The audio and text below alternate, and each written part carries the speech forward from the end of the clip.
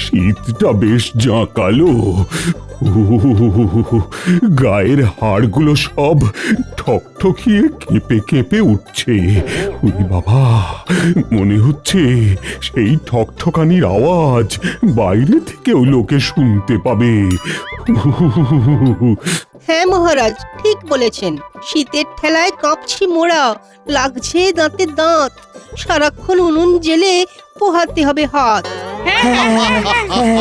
বেশ বলেছো, বেশ বলেছ।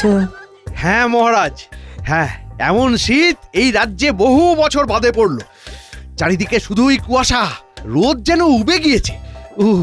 এমন শীতের সকালে ঘুম ভাঙতেই চায় না। তবে চারিদিকে কুয়াশাচ্ছন্ন হওয়ায় মন্ত্রীমশাইয়ের বেশ টুকটাক করে এদিক সেদিক থেকে জিনিস সরাতে সুবিধেই হচ্ছে, তাই না? তুমি আর কথা বলো না গোপাল, তোমার যা ঘুম, যত রাজ্যের অলসতার ধুম। তা মন্ত্রীমশাই কিন্তু এই শীতেও ওনার বদভ্যাসটা ঠিক জারি রেখেছেন। আচ্ছা মন্ত্রীমশাই, ওই সময়ে রাস্তায় বোধহয় আপনি আর ফুলচোরেরাই থাকেন না? দেখুন মহারাজ, দেখুন, গোপাল কিন্তু আমায় অপমান করছে। আমার একটা মান সম্মান আছে। আহা, তোমরা আবার খামোখা বাঘ বিতণ্ডায় জড়াচ্ছ কেন? হ্যাঁ ঠিকই তো, ঠিকই তো। ঠান্ডাকালে মিছিমিছি সভার পরিবেশ গরম করে লাভ আছে? আসলে মন্ত্রীর মান সম্মানটা ঠিক চোখে পড়ে না, কারণ যা যা সব কাণ্ড ঘটিয়েও রাজসভায় ফিরে আসেন। ভালো হচ্ছে না কিন্তু গোপাল, নিজেকে বেশি চালাক ভেবো না। মহারাজ, একটা জরুরি কথা মনে পড়ল। রাজ্যের দক্ষিণ দিকে নদীর ধারেই আমার যে বাগানটা রয়েছে, সেইখানে বড়ই বাঁদরের উপদ্রব হয়েছে। প্রচুর ক্ষয়ক্ষতিও হচ্ছে। সে কি? না না না না না না, আমাদের রাজ্যের প্রাকৃতিক সম্পদকে মোটেই নষ্ট হতে দেওয়া যাবে না। আমি লোক দিচ্ছি, তুমি বাগানটাকে পরিষ্কার করিয়ে নাও। ওই বাগানের আমগুলো সেরা। হ্যাঁ, গ্রীষ্মকালে ওই আমের শরবত খেয়ে মন পুরো জুড়িয়ে যায়। মহারাজ, আপনি যা বলবেন। এই শীতে মনে বড্ড বনভোজন করার স্বাদ জেগেছে। কত বছর হলো চুটিয়ে বনভোজন করি না। মহারাজ, বনভোজনে গোপাল গেলে খুবই মুশকিল, কারণ ও তো একাই সবার খাবার শেষ করে দেবে। আহা, গোপাল না গেলে চলবে কি করে? বনভোজনের আয়োজন গোপাল ছাড়া সম্পূর্ণ বৃথা। সব খাবার হবে শেষ, আমরা করব হাপিত্যেশ। হ্যাঁ হ্যাঁ মন্ত্রীমশাই, আমি তো একাই খাই, আর আপনি তো পাড়ার লালু ফুলুর মতো শুধু গন্ধ শোকেন। আবার ঝামেলা? তা মহারাজ, ওই বনভোজনটা কি রাজ্যের ভিতরেই হবে না বাইরে কোথাও? রাজ্যের ভিতরেই করার কথা ভাবতে হবে, কারণ রাজকোষে যে টানাটানি চলছে। মহারাজ, আমরা তো বনভোজন রাজ্যের বড় মাঠেই করতে পারি, নির্ঝঞ্ঝাটে হাত পা ছড়িয়ে করা যাবে। মন্ত্রী মশাই একদম ঠিক কথা বলেছেন।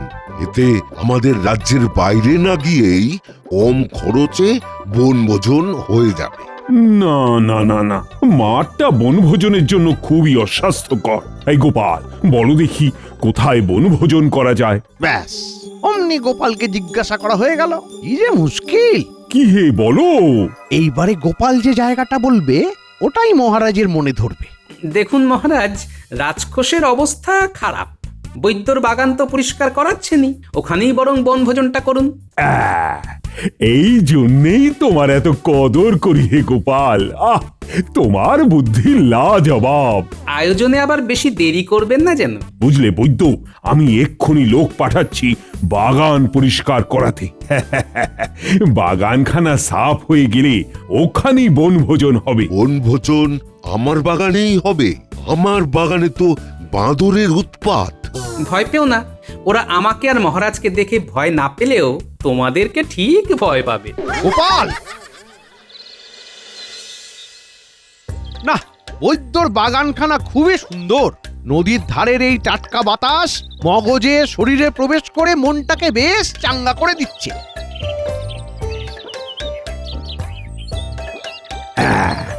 এই একটা কথার মতো কথা বলেছ মন্ত্রী। আসলে টাটকা বাতাস আর সুস্বাদু খাবারের ঘ্রাণ মানুষের মনকে ফুরফুরে করে তোলে। টাটকা বাতাস আর লুচি তরকারির ঘ্রাণ খাওয়ার জন্যে মনটা করছে অঞ্চন অঞ্চন। সত্যি ছাকা তেলে লুচি ভাজার গন্ধটা যত পাচ্ছি তত খিদে পাচ্ছে। শোনো মন্ত্রী, শোনো গোপাল, গাদাখানিক খালি না খেয়ে মন প্রাণ ভরে তাজা বাতাসে শ্বাস প্রশ্বাস নাও, যাতে মাথাটা আরো খোলে। মহারাজ সাবধান, মন্ত্রী বেশি পরিমাণে শ্বাস নিলে কিন্তু বদবুদ্ধি দ্বিগুণ হয়ে যেতে পারে। এখানে এসে কার বদবুদ্ধি বেড়েছে তা তো দেখতেই পাচ্ছি। না হলে সকাল সকাল এই মনোরম পরিবেশেও তুমি আমার নামে মহারাজের কাছে নিন্দা করো। ঝগড়ার চোটে কান হলো ঝালাপালা, মনে হচ্ছে হতো ভালো যদি হতাম আমি কালা। এই, থামো তো সবাই। বলছি, এখানকার মনোরম পরিবেশে মন কাড়া ছবি আঁকা যাবে বেশ। মহারাজ, আকাশে এক ঝাঁক পাখি উঠছে, ঝিরিঝিরি হাওয়া দিচ্ছে, গাছের পাতাগুলো নড়ছে। এ সময় আপনি ওই গাছটার নিচের তাকিয়াটায় বেশ আয়েশ করে যদি বসে একখানা নিজের ছবি আঁকাতেন তাহলে দারুণ হতো। ওমা, ওই গাছের নিচে কে শুয়ে আছে? অচেনা লোক তো। হ্যাঁ, সাথে আবার একটা পুঁটলিও রয়েছে দেখছি। মনে হচ্ছে বাগানের ভাঙা পাঁচিলটা দিয়ে ঢুকেছে। যাকে ছাড়ুন, যা শীত পড়েছে রোদ পোহাতে দিন। সেই ভালো। তা মন্ত্রী, কোথায় বসলে ছবিখানা দুর্দান্ত হতো তা শুধু শুধু মুখে বলে কি কোনো লাভ আছে? কেন মহারাজ, যেটা ঠিক সেটাই তো বললাম। ওরকম অনেক কিছুই মনে হয়। তুমি নিজে চিত্রশিল্পী নও যে অমন একখানা ছবি আঁকতে পারবে, আবার অল্প খরচে অমন ছবি আঁকবে এমন তো শিল্পীও আনতে পারবে না। মুখে বলে বড় বড় কথা, মন্ত্রী মহারাজের হৃদয় দিচ্ছে অযথা ব্যথা। আগে মহারাজ, মানে হ্যাঁ, আমি তোমার দৌড় বুঝে গেছি মন্ত্রী। মিছিমিছি এসব বলে আমার মনকে আর উস্কিও না। উফ, একটু যে শান্তিতে বিশ্রাম নেব তার উপায় নেই। সব কটা মিলে ষাঁড়ের মতো চেঁচাচ্ছে। এই মুখ সামলে, তুমি জানো আমরা কে? আহ মন্ত্রী, থামো তো। কাঁচা ঘুমের ব্যাঘাত ঘটলে তুমিও এমন করবে? মহারাজ, ছবিটা নিয়ে একদম হতাশ হবেন না। কখন কিভাবে মনোবাসনা পূরণ হয়ে যাবে কেউ বলতে পারে না মহারাজ। কি যে আছে কপালে বোঝাও যায় না সকালে। মহারাজ, লুচি ভাজা হয়ে গেছে, চলুন খেয়ে নিন। চলো চলো চলো, সবাই জল খাবারটা বরং খেয়ে নি। ঠান্ডা লুচি খেয়ে তেমন মজা নেই। এ কি? হ্যাঁ, আমার মাথার পাশে রাখা পুঁটুলিখানা কই? জরাজীর্ণ পুঁটুলিটা কেউ চুরি করলো নাকি?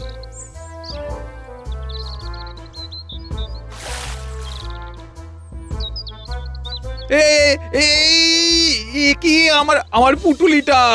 হায় হায় হায়, একে তো মেলায় কোনো আয় করতে পারিনি, তার উপরে বেটা বজ্জাত বাঁদরটা পুঁটুলিটা জলে ফেলে দিল। আহ, কি ভালো লাগছে এই গরম গরম লুচি আর সাদা আলুর তরকারি খেতে। বেড়ে রেঁধেছে। ভাগ্যিস আজকে বাঁদরগুলো বাঁদরামি করছে না। তখন ওই গাছের উপরে একখানা বাঁদরকে দেখেছিলাম, কিন্তু সে বেটা বোধ হয় এখন পালিয়েছে। একজন লোককে দেখলাম বাগানে বিশ্রাম নিচ্ছে। তা বৈদ্য, সে কি তোমার চেনা? না না না না না, খুব রোয়াব নিচ্ছিল, নেহাত মহারাজ বারণ করলো তাই, না হলে আজই ওর মজা দেখাতাম। আপনি তো একটা কাজই খুব ভালো পারেন, একে তাকে মজা দেখাতে। তোমার মতো তো নয়। বুঝলে বৈদ্য, কি গোপাল? ওই বাঁদরটা আমাকে মহারাজকে প্রথমে দেখে এই বাগানে ঢোকার সাহস পেল, পরে তোমাদের দেখে পালিয়েছে। গোপাল, তেলে ভাজা কি পেটে বাতাস হয়ে ভুল ভালো বকে। বাঁচাও বাঁচাও বাঁচাও! কি কার কি বিপদ হলো? এমন আর্তনাদ কে করছে? আওয়াজটা নদীর পাড় থেকে আসছে। আমি দেখি কে করে এই আর্তনাদ। কার ভীত গলার স্বরে কাঁপছে এই আকাশ বাতাস। বাঁচাও বাঁচাও বাঁচাও!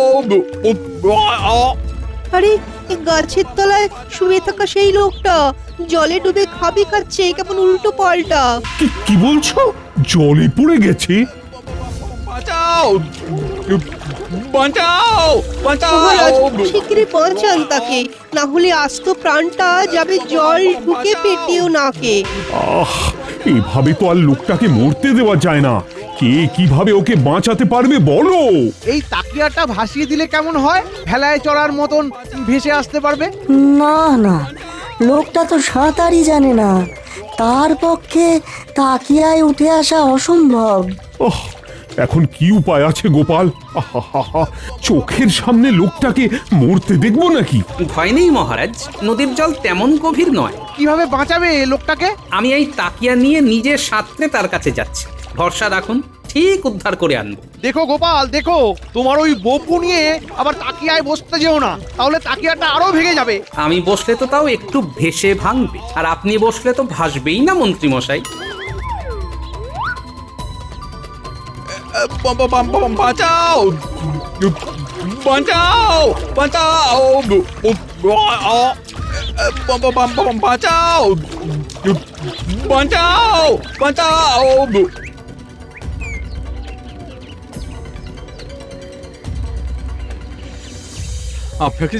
আপনাকে যে কি বলে ধন্যবাদ দেব, আপনি না থাকলে আজকে বাঁচতেই পারতাম না। ওহ, ওহ।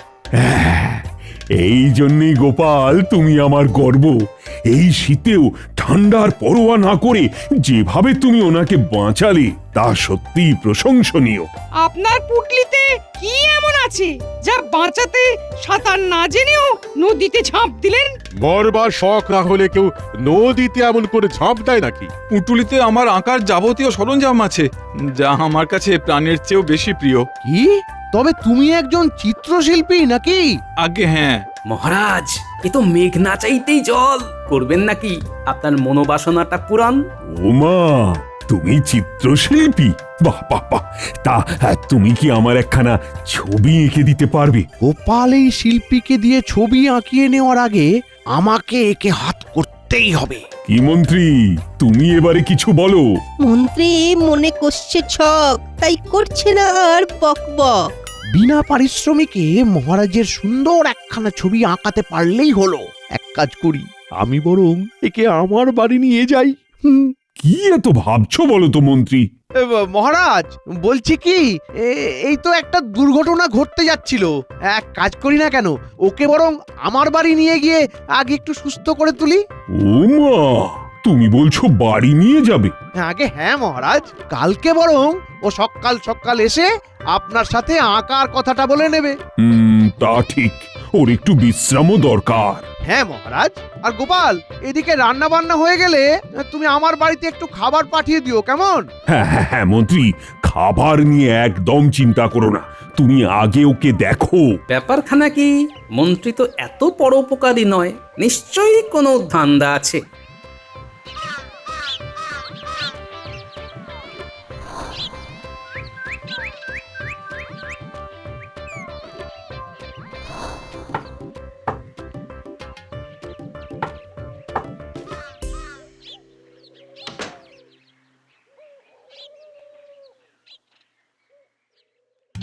এই বদমাইশটা কে?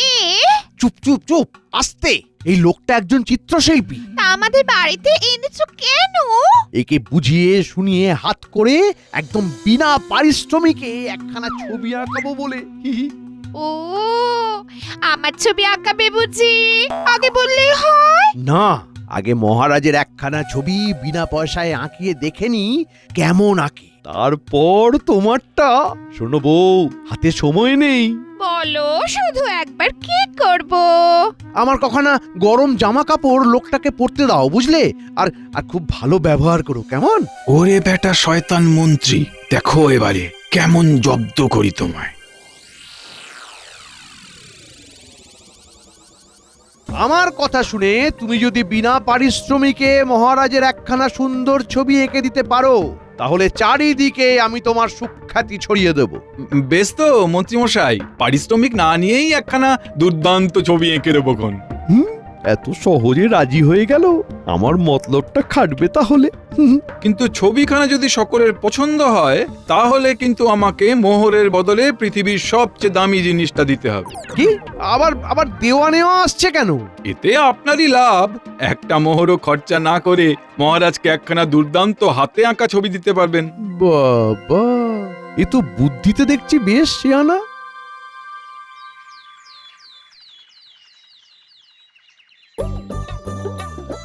কি গো, বলি রাজ দরবারে যাবে না?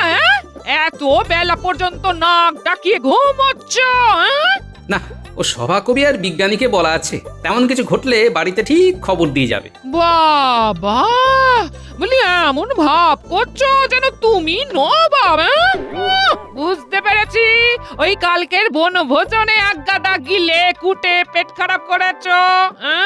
বনভোজন করে যদি পেট খারাপই না হয় তাহলে আর বনভোজন করার মানেটা কি শুনি? নোলার জুড়োয় না। আমাকে ঘুমোতে দাও তো, মেলা ফ্যাচ ফ্যাচ করো না।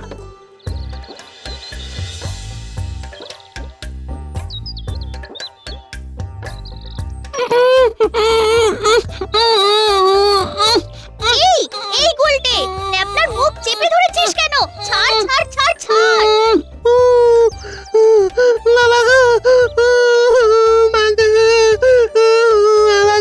এই কি করছিস কি তোরা? ন্যাপলা কাঁদছে কেন? দেখো না দাদু, গুলটে ন্যাপলার মুখ চেপে ধরেছিল। এই গুলটে, কেন রে এমন করেছিস? জানিস না মুখ চেপে ধরলে মানুষের দম বন্ধ হয়ে যায়।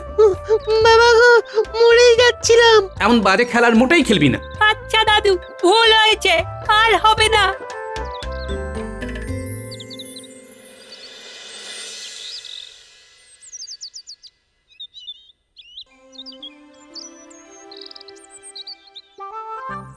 কি শিল্পী, আমার ছবি আঁকবে তো? কেন আঁকবে না মহারাজ? আমার কথায় ও একটা মোহরও না নিয়ে আপনার ছবি এঁকে দেবে।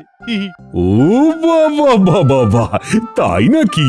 মহারাজ, ছবিটা ভালো লাগলে আমাকে একটা মোহরও না দিয়ে আপনি কেবল পৃথিবীর সবচেয়ে দামি জিনিসটা দেবেন, তাহলেই হবে। সেটা আবার কোন জিনিস? বললে বিনা মোহরে আঁকবে, এদিকে সব থেকে দামি জিনিস চাইছো। মহারাজ, জিনিসটি গুরুত্বের দিক থেকে সবচেয়ে মূল্যবান, কিন্তু দেওয়া যায় সম্পূর্ণ বিনা খরচেই। এ আবার কেমন কথা? আচ্ছা, আগে আঁকো তো দেখি। দুর্দান্ত, চমৎকার ছবি। অসাধারণ হয়েছে। আমাকে আমাকে দাও এই ছবিখানা। আগে না, আগে আপনি আমাকে পৃথিবীর সবচেয়ে দামি জিনিসটি হাতে তুলে দিন, তারপরেই আমি আপনাকে এই ছবিটা দেব। মন্ত্রী, উপায় বার করো। কি সেই জিনিস শিল্পী? জল, শস্য? আগে না, জল এবং শস্য ছাড়াও মানুষ কিছুদিন বাঁচতে পারে, কিন্তু এই জিনিসটি ছাড়া বাঁচা একেবারেই অসম্ভব। যা বুঝছি, গোপাল ছাড়া এই পরিস্থিতি থেকে আমার দরবারে উপস্থিত কোনো পারিষদই উদ্ধার করতে পারবে না। এই সভাকবি, যাও যাও যাও, শিগগিরই গোপালকে খবর দাও।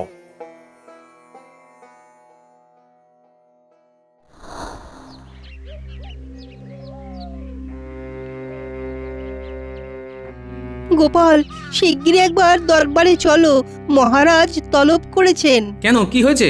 আজকে তো চিত্রশিল্পী মহারাজের একখানা দারুণ ছবি এঁকে দিয়েছেন, কিন্তু তার বদলে উনি মোহর না চেয়ে পৃথিবীর সব থেকে দামি জিনিসটি চাইছেন। ও বাবা, তাই নাকি? তা কি দিলেন মহারাজ? ওনাকে শস্য, জল সবকিছুই পৃথিবীর দামি জিনিস হিসাবে দেওয়া হলেও উনি সেই সব জিনিসকে দামি জিনিস হিসেবে মানতে অস্বীকার করেছেন। আচ্ছা, তাহলে উনি কি বলছেন? উনি বলছেন সেই দামি জিনিসটা ছাড়া নাকি বাঁচা প্রায় অসম্ভব। বলো কি, জলকেও জীবন ধারণের জন্য দামি জিনিস হিসাবে মানতে চাননি? আচ্ছা তুমি যাও, আমি আসছি।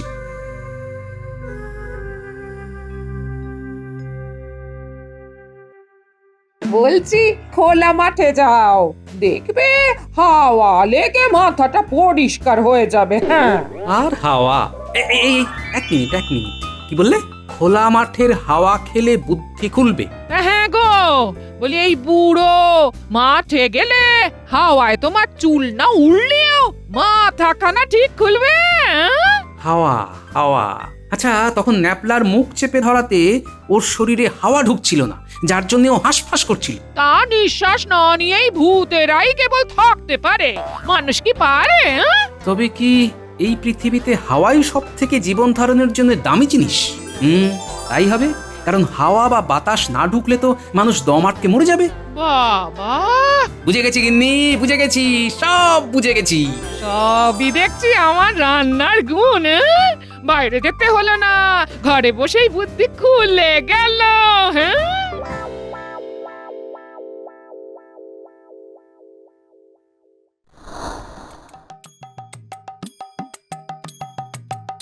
গোপাল, তুমি এসেছো। আমায় দয়া করে উদ্ধার করো গোপাল। চিন্তা করবেন না মহারাজ, আমি আছি তো। এসেছে গোপাল, মহারাজের ফেরাতে কপাল। এই নাও, থলে ভর্তি করে তোমায় পৃথিবীর সব থেকে দামি জিনিসটা দিলাম। এবারে মহারাজের ছবিখানা দিয়ে তোমার কথা রাখো দেখি। এমনটাই তো চাইছিলাম, আপনার জবাব নেই মশাই। ধন্যবাদ ধন্যবাদ। এটা কি হলো? ফাঁকা থলেতে কিভাবে পৃথিবীর সব থেকে দামি জিনিস থাকতে পারে শুনি? ব্যাপারটা কি হলো? বলো। আরে ছাড়ো, ছাড়ো, কি মন্ত্রী মশাই, ছাড়ো আমায়, ছাড়ো, লাগছে এই, তো?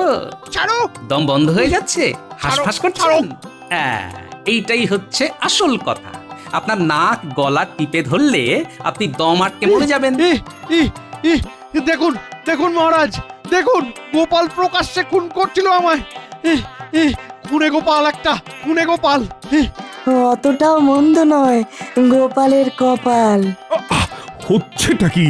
আমাকে একটু বুঝিয়ে বলো না গোপাল। তাহলে শুনুন, এই পৃথিবীর সব থেকে দামি জিনিসটা হলো হাওয়া বা বাতাস।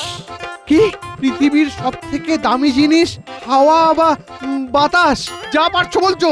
হ্যাঁ, আর একটু হলেই তো হাওয়ার অভাবে আপনি দম বন্ধ হয়ে এই পৃথিবী থেকে হাওয়া হয়ে যাচ্ছিলেন মন্ত্রী মশাই।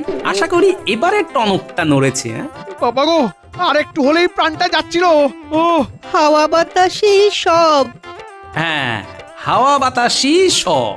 হাওয়া বাতাস ছাড়া বাড়তে থাকবে এই পৃথিবীতে অসংখ্য মানব সব।